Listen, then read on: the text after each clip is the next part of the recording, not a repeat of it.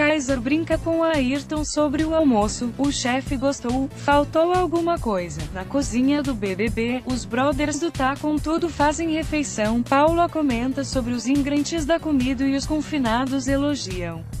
Viegas brinca, tem que ver se o Ayrton e Kaiser aperta para o patriarca da família Lima. O chefe gostou, ou está mais ou menos, faltou alguma coisa?